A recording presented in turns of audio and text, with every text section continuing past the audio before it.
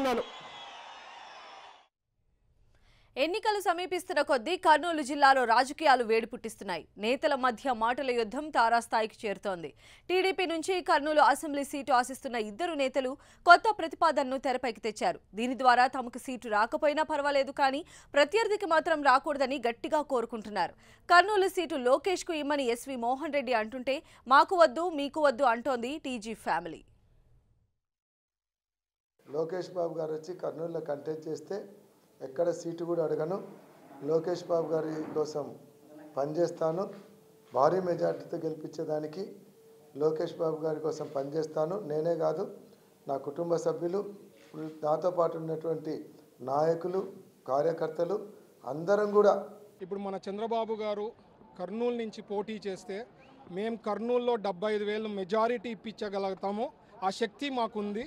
At the same time Chandrababu గారిని ఎందుకు request చేస్తున్నాము అంటే, అమరావతి దీటుగా, హైదరాబాద్ దీటుగా మా కర్నూలు డెవలప్ అవుతుందన్న ఒక ఆశతో మేము ఈరోజు ఈ రిక్వెస్ట్ మా సైడ్ నుంచి ఉంది సార్. దీంట్లో వేరే ఏమి కుట్రలు లేవు.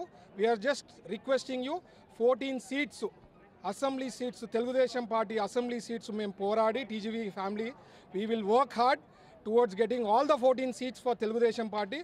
సో మీరు సర్వేలు చేసి ఎవరైతే విన్నింగ్ క్యాండిడేట్ ఉన్నారో వాళ్ళకి అవార్డు చేయాలని నా వంతు నేను రిక్వెస్ట్ చేస్తున్నా.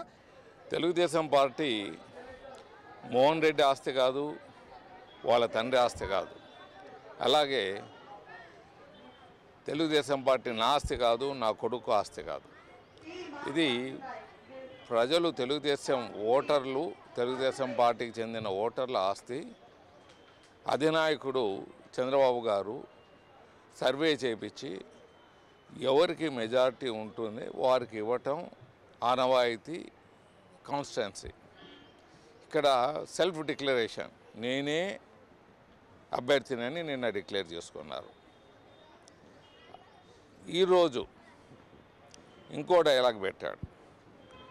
లోకేష్ గారు కర్నూలు కాన్స్టిట్యున్సీకి నిలబడాలి, ఆయన సమర్థిస్తాడంట.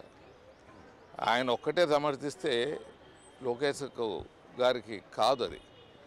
లోకేష్ గారు తెలుగుదేశం పార్టీని కాపాడుతున్న కుటుంబ సభ్యుడు. ఆయన నిలబడితే ఎవరైనా సపోర్ట్ ఇస్తారు. పార్టీకి సంబంధించిన వాళ్ళు భరత్, టీజీ వెంకటేష్ అందరూ, దానికి సంబంధించిన వాళ్ళందరూ లోకేష్ గారికి సపోర్ట్ ఇస్తారు. దాంట్లో ఏమీ డిఫరెన్స్ లేదు. కానీ ఈ మాయ మాటలు ఉన్నాయి, మోహన్ రెడ్డి గారి మాయ మాటలు, అదే డిఫరెన్స్. సో ఇది జనాల్ని కన్ఫ్యూజ్ చేసే తప్ప వేరే ఏమీ లేదు.